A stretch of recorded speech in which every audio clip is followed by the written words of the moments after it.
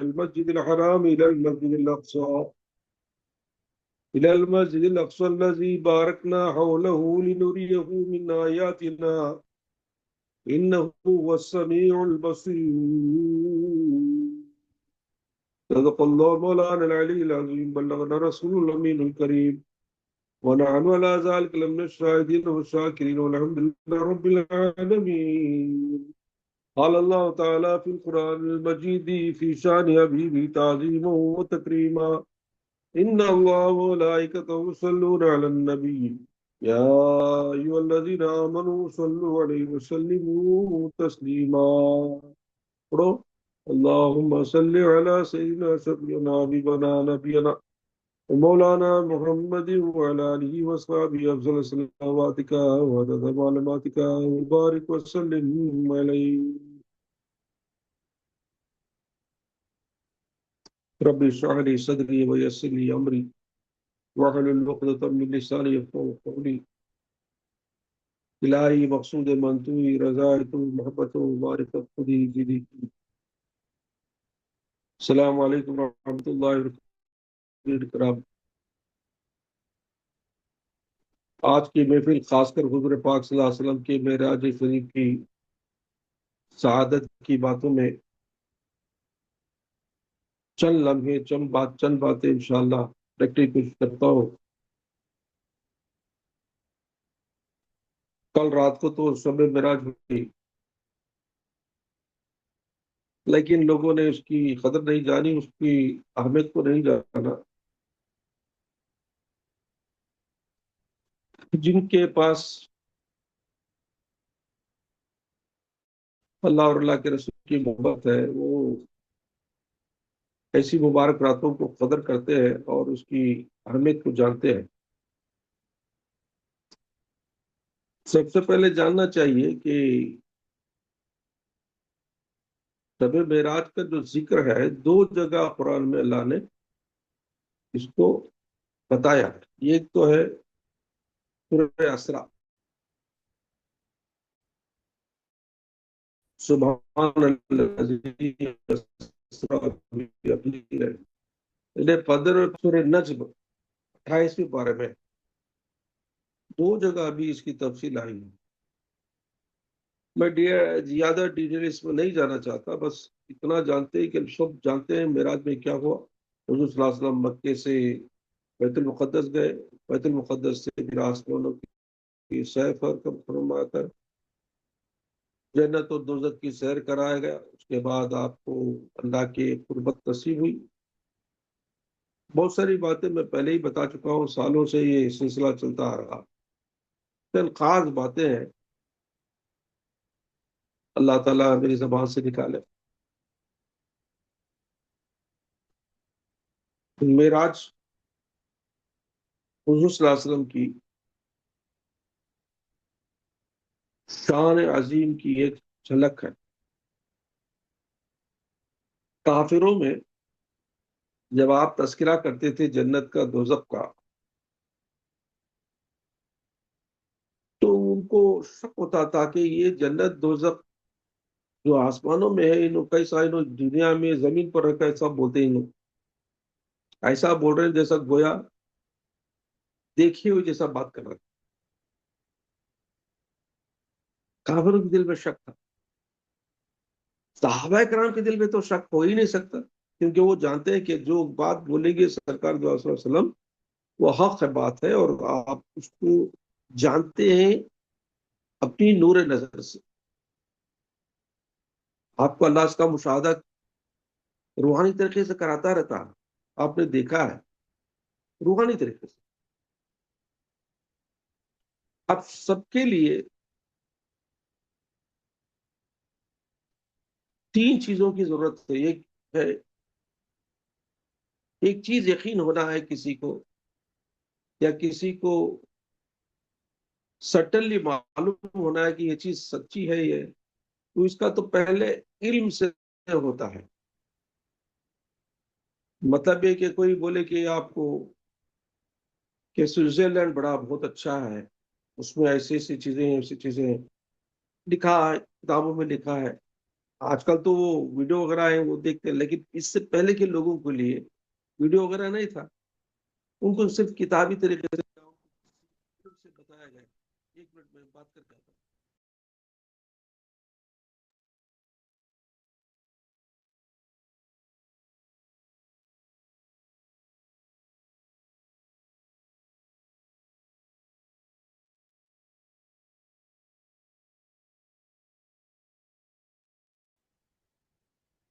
تو بتا رہا تھا کہ سرکار دو علیہ صلی اللہ علیہ وسلم کی معراج شریف کا جو واقعہ ہے، دراصل یہ حضور پاک صلی اللہ علیہ وسلم کی شان کا ایک جھلک ہے، شان کی ایک جھلک ہے. میں بتا رہا تھا کہ کافروں کو تسلی نہیں تھی کہ حضور صلی اللہ علیہ وسلم زمین پر رہ کے جنت اور دوست کی باتیں کریں. تو علم کے 3 درجے ہیں. ایک درجہ ہے علم الیقین، نالج سے، کوئی بولنے سے، کتابوں کی ذریعے سے ہم کو معلوم ہوتا ہے کہ سوئٹزرلینڈ بہت اچھی جگہ ہے، دیکھنے کی جگہ ہے، اس میں لوگ بھی بڑے اچھے ہیں، اور باغات و درختوں کے، پھلوں کے، پھولوں کے باغات تو بے انتہا ہے، اور جو بھی راستے میں جاتے ہیں وہ پھل اور توڑ کے کھا سکتے ہیں، ان کے لیے اجازت ہے. بہت ساری سوئٹزرلینڈ کی باتیں ہیں جو لوگ جانتے ہیں تھرو علم اور تھرو لوگوں کی زبان سے. لیکن جو وہ آنکھ سے جا کے وہاں جا کے مشاہدہ کرتے ہیں، جب آنکھ سے جا کے دیکھتے ہیں، مطلب کہ خود جا کے وزٹ کرتے ہیں، دیکھتے ہیں، تو یہ ہے ان کی آنکھوں سے دیکھنے سے عین الیقین کا درجہ ملتا ہے. دیکھنے سے ان کو یقین ہو واقعی یہ بہترین جگہ ہے، اور جتنا انہوں نے سنا، کتابوں میں پڑھا، واقعی ہو بہو ویسا ہے. یہ یقین کا درجے میں بڑھتا ہے، کوئی اس کا انکار نہیں کر سکتا. اب اس سے کوئی جا کے انہوں بولے کہ ایسا سوئٹزرلینڈ میں دیکھ کے آیا بولے، تو اس سے ماننے والے میں، سننے والے میں ایک تقویت ہوتی کہ واقعی یہ دیکھ کے آیا ہے تو واقعی وہ صحیح ہو سکتا ہے. ایک تو ادھر جاؤ. اس کے بعد کا ایک درجہ ہے حق الیقین، علم الیقین، عین الیقین، حق الیقین. حقیقت کیا ہے؟ سوئٹزرلینڈ کیسی جگہ ہے؟ اسے کیوں ایسی جگہ ہوئی ہے؟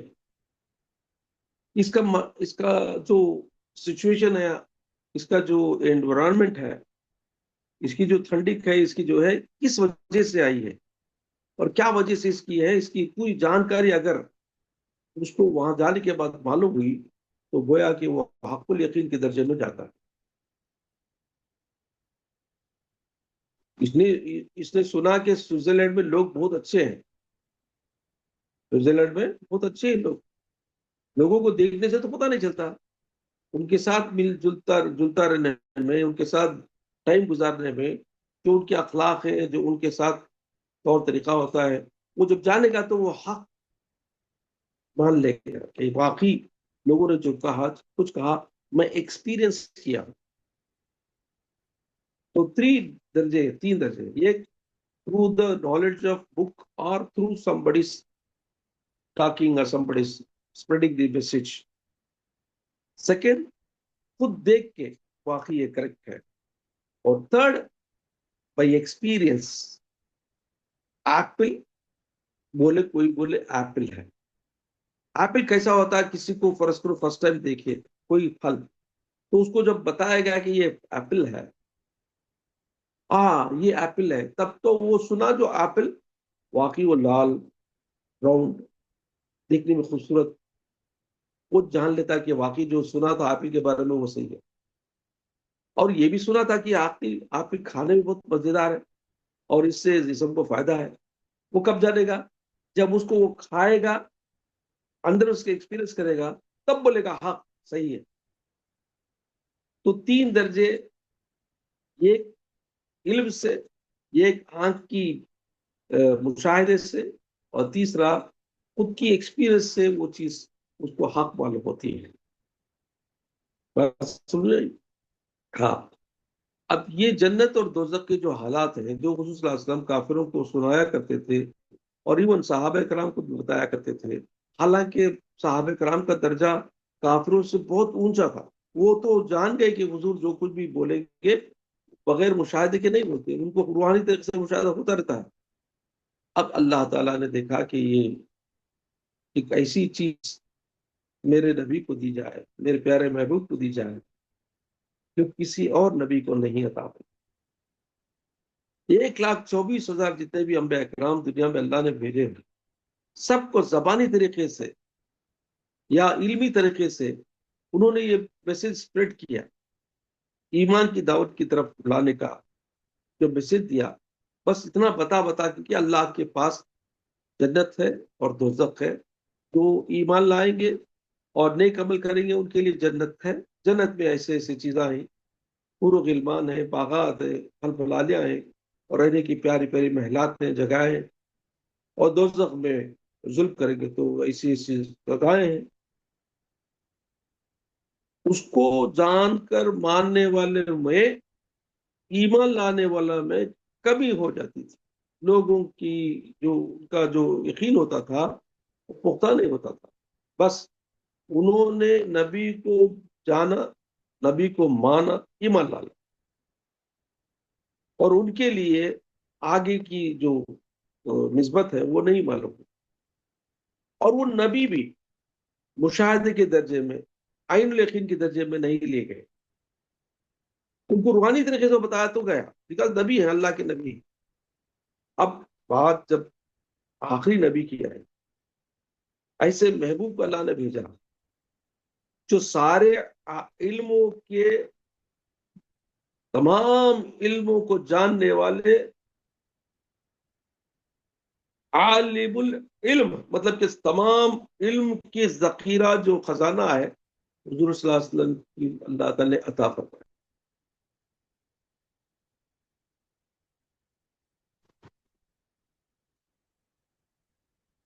کامل العلم رکھنے والے نبی صلی اللہ علیہ وسلم کو عین الیقین کے ساتھ ساتھ حق الیقین کا درجہ بھی حاصل ہے۔ اب اس کا جو مظاہرہ ہونا ہے، اللہ نے چاہا کہ میرے پیارے حبیب کو ان کے صحابہ کرام کی خاطر، کافروں کو سیٹسفائی کرنے کی خاطر، آنے والی تمام قوموں کو وہ ایک نشانی بنانے کی خاطر، اور اس میں ایمان کی پرکھ کرنے کی خاطر اللہ نے معراج کو پسند کیا۔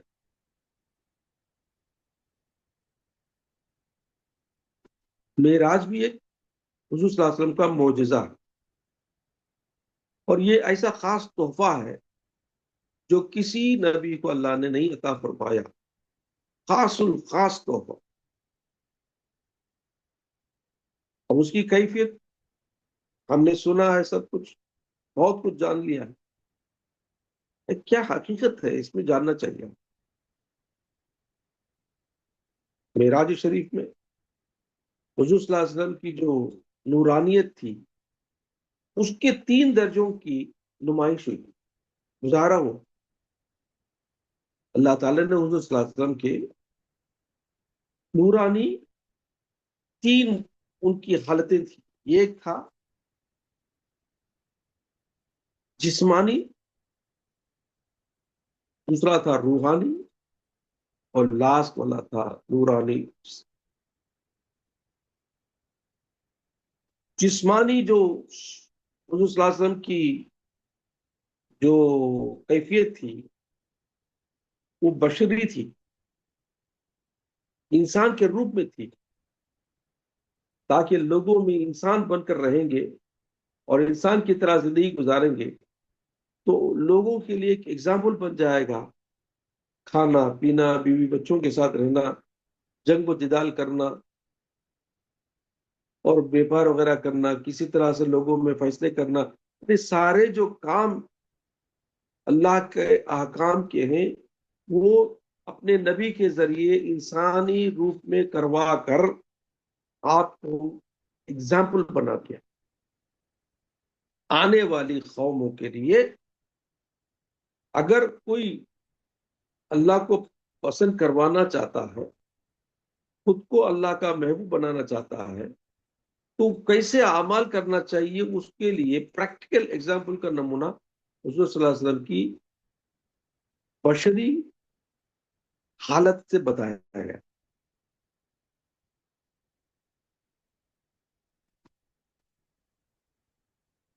تو اس سے فائدہ یہ ہوا کہ تمام لوگوں کو پریکٹیکلی اسلام پر کیسا چلنا، احکام خداوندی کی کس طرح ادا کرنا ہے، احکام خداوندی کے اعمال کو حضور صلی اللہ علیہ وسلم کے پورے اعمال دیکھتے گئے، کرتے گئے۔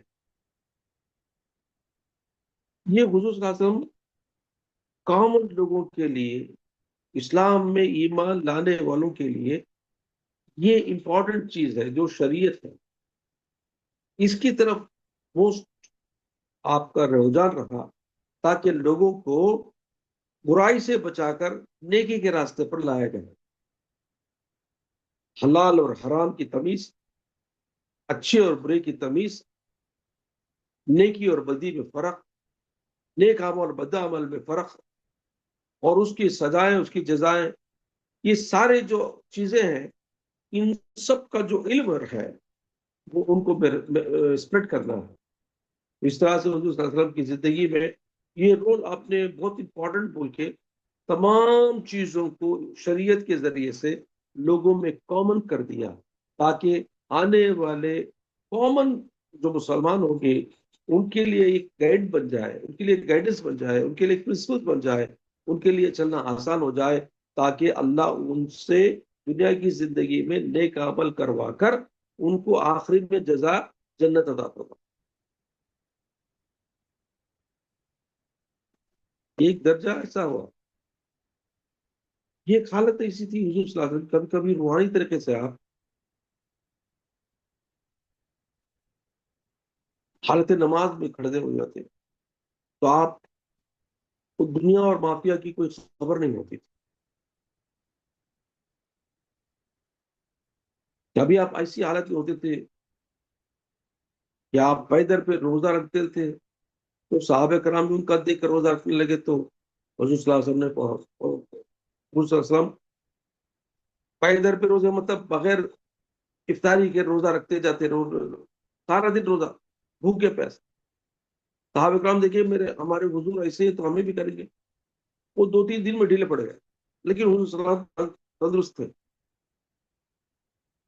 جب حضور صلی اللہ علیہ وسلم نے دیکھا کہ صحابہ کرام بہت ڈھیلے پڑ گئے تو فرمایا کہ کیا ہوگا تم لوگوں کو، کیا ہوا، اچھے نہ تھے؟ تو صحابہ کرام نے پوچھا یا رسول اللہ آپ بالکل کھاتے پیتے نہیں ہیں، ہم نے سوچا آپ کی طرح ہم بھی فالو کریں گے، کنٹینیوس بغیر افطاری کے روزہ رکھیں گے، اب ایسی ہوگی ہمارے۔ تو حضور صلی اللہ علیہ وسلم مسکرائے بولے من نبیکم مثلی، تمہیں کون ہے جو میرے مثال کا ہے؟ میں کبھی اللہ کے پاس رات گزارتا ہوں، وہ مجھے کھلاتا ہے پلاتا ہے۔ یہ حالت روحانی ہے، یہ حالت روحانی ہے کہ حضور صلی اللہ علیہ وسلم روحانی طریقے سے ان کی یہ حالت ہوتی تھی کہ کبھی وہ کھائے بھی نہیں تو بھی روحانی طریقے سے اللہ کی طرف سے ان کو غذا ملتی تھی، جس طرح سے آپ نے یہ حدیث میں فرمایا۔ اب رہا نورانی کیفیت بتانا ہے تو اللہ نے معراج کے ذریعے سے آپ کو بتایا۔ سوچو کہ ایک ایسٹروناٹ ہے، آسمانوں کی سیر کرنا چاہتا ہے، مطلب کہ وہ زمین کی سطح سے اوپر جانا چاہتا ہے۔ He wants to cross the borders of the earth. Gravitational force ہے، زمین کی کیا ہے طاقت، کیا ہے کھینچتی ہے زمین کی طرف، اس سے آگے جانا ہے۔ تو اس کے لیے وہ راکٹ بناتے ہیں، ایسی طاقت سے اڑتا ہے کہ وہ زمین کی زمین دور چلے آتا ہے۔ اوپر سیٹلائٹ ہے، سیٹلائٹ میں یا اسپیس اسٹیشن ہے، وہاں جا کے وہ بیٹھ کے ایکسپیریمنٹ کرتے ہیں ایٹماسفیئر کا، یونیورس کا۔ اب بات بتانے کی یہ ہے، ایسٹروناٹ کے لیے زمین سے اوپر اڑنا، اس کی طاقت کو پار کرنا، اس کے لیے ایکسٹرنل طاقت کی ضرورت پڑتی ہے، راکٹس کی ضرورت پڑتی ہے۔ اور ان کے لیے اسپیشل ڈریسز دیے جاتے، اور ان کے لیے اسپیشل غذا ہوتی جو پیک کر کے دیے جاتے، اور یہ وہ غذا ہوتی تھی جو مہینے بھی، تاکہ 1 سال تک بھی کام آ سکتی،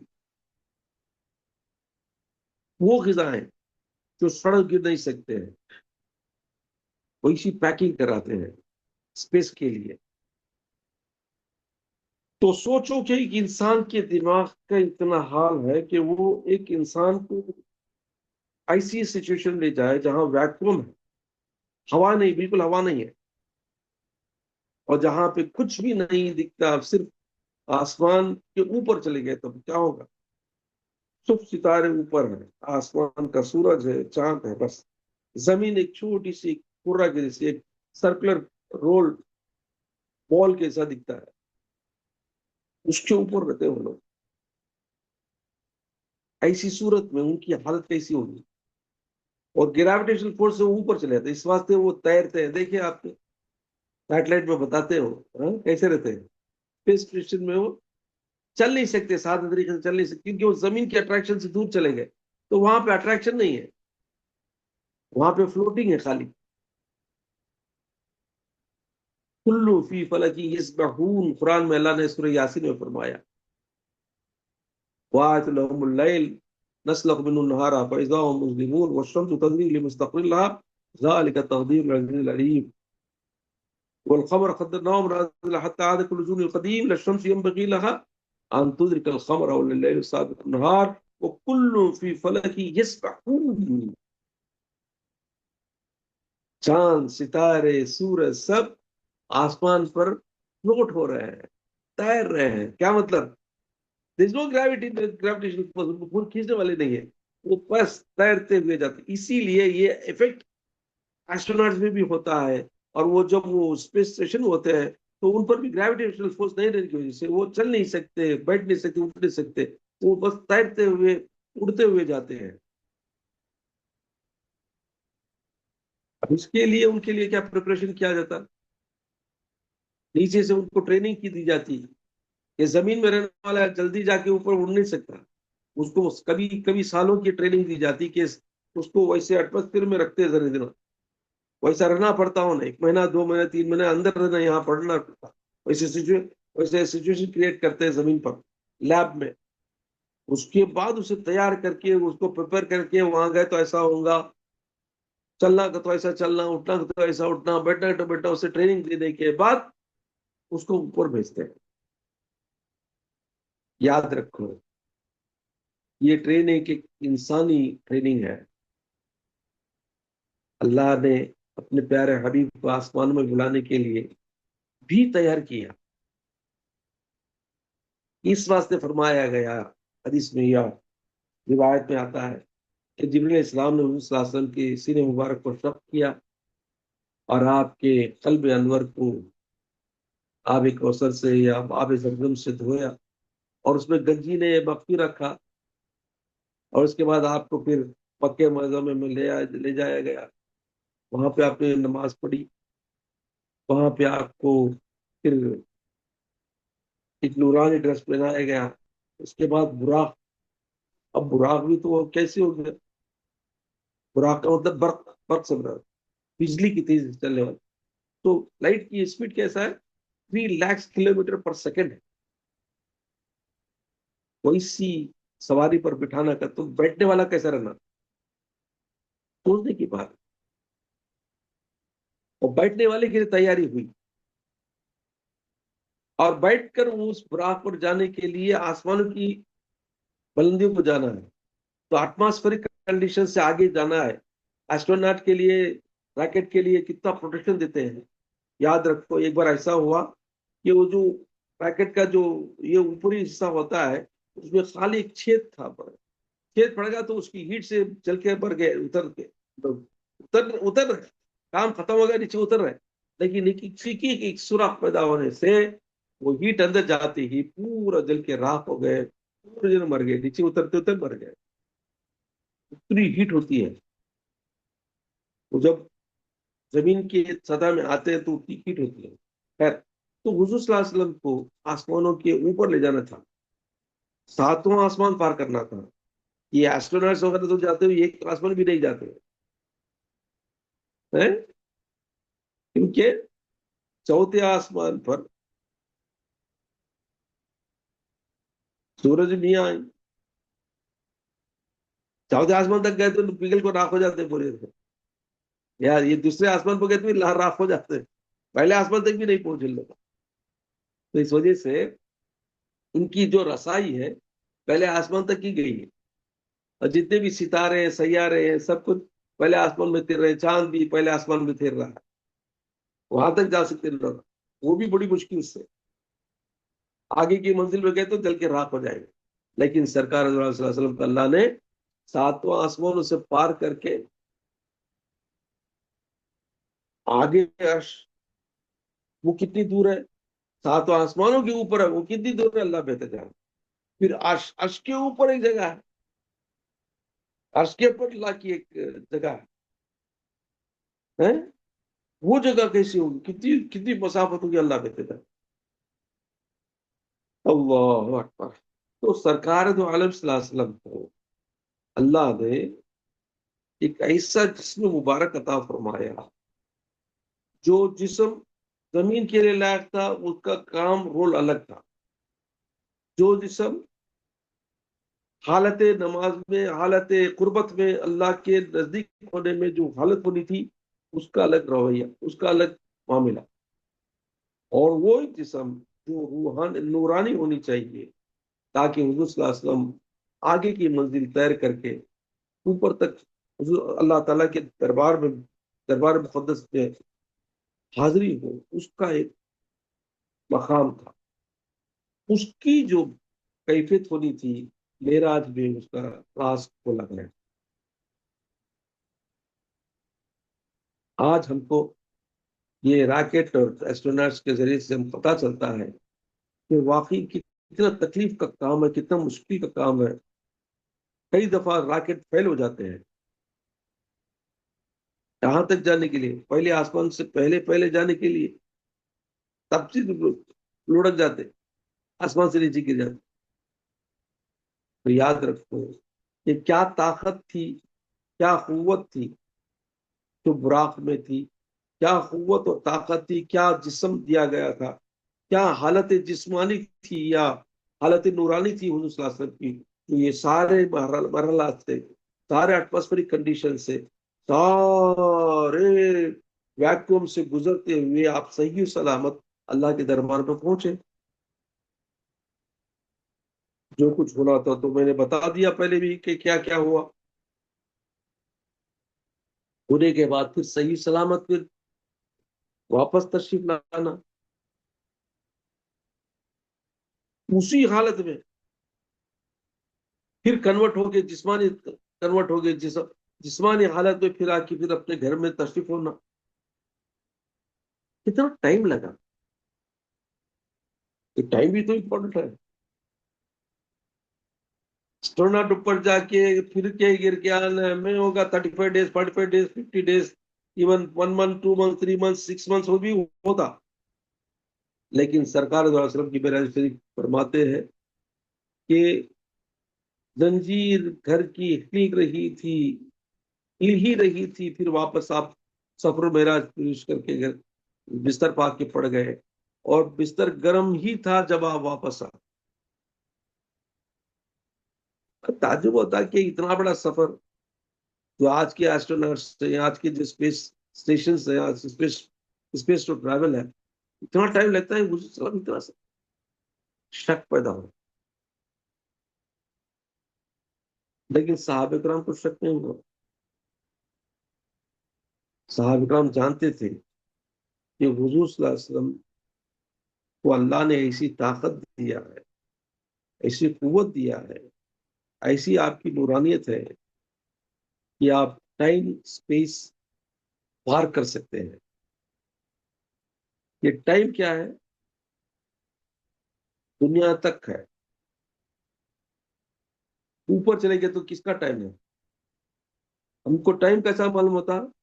سورج غروب ہوا، مغرب طلوع ہوا، دن غروب ہوا، شام طلوع ہوا تو دن. یہاں ہماری زمین گول پھرتی سورج کے طرف تو ایسا ہوا. آپ سورج سے اوپر چلے گئے تو کیا؟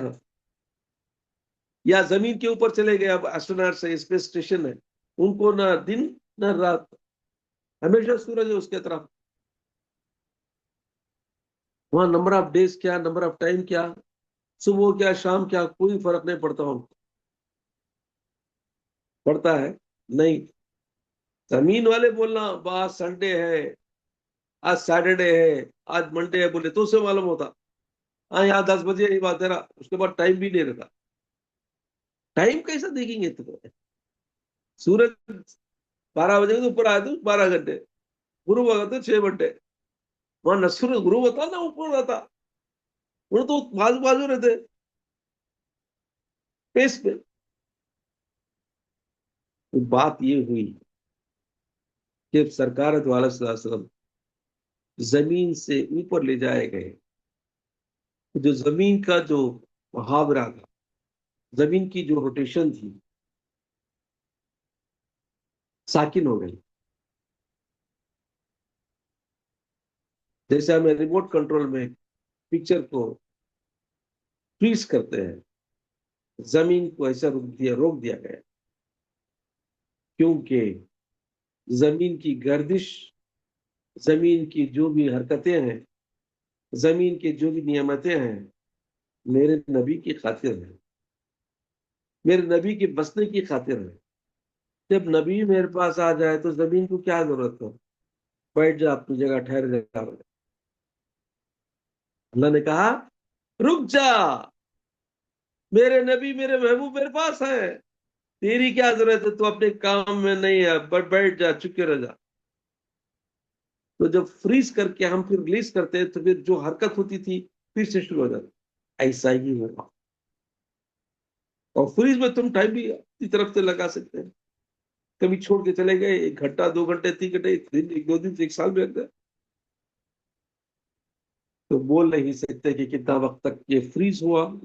زمین کی جو روٹیشن تھی وہ فریز ہو گئی، اور جب فریز کر دیا اللہ تو اپنے نبی کو اپنے سیر کی طرف لے گیا. جو دکھانا تھا جنت و دوزخ کے نظارے، جو مکالمہ تھا، جو محبوب کی محبوبیت تھی، جو قربت تھی، یہ سارے جو چیزیں ہونا تھا سب اپنے وقت پر ہوئی، اپنے ٹائم پر ہوئی، اپنے اللہ کی مرضی سے ہوئی. اور جب واپس ہونے کا ٹائم ہوا تو اللہ نے جب حضور صلی اللہ علیہ وسلم کو زمین پر اتارنے کا موقع ہوا، تب حکم ہوا زمین کو پھر تو شروع کر جا. تو جو چیز ہلتی تھی وہ کھڑ گئی تھی، زنجیر ہلنے لگ گئی. جو بستر گرم تھا پوری ہونے کی وجہ سے ویسا ہی تھا، کنڈیشن تو وہی تھی، بس پڑتی ہی وہی گرم. اس میں کوئی تعجب کی بات نہیں ہے. آج سائنس کہتی ہے yes, time can be frozen, time can be stopped. ایک دفعہ ایک بزرگ کے پاس کوئی غیر مسلم آرگیو کرے، حضرت یہ کیسا ممکن ہے کہ معراج میں ایسا ہوا، آپ جا کے آئے تو ٹائم اتنا بہت شارٹ میں جا کے اتنا بڑا سفر طے کر کے آ گئے، وہ کیسے ممکن ہے؟ تو آپ نے کہا ٹھیک ہے. ان کے سامنے ایک واچ تھی، ان کے سامنے ایک واچ رکھی تھی، کلاک رکھا تھا. آپ نے دیکھا کہ کیا ٹائم ہے؟ دیکھ بیٹا کہ اسے بولے ہاں حضرت اب یہ کیا 10:05 ہے. بولے ہم لوگ دبا دے اسٹاپ کر دیں، ٹائم کو اسٹاپ کر دیں. اب آپ اس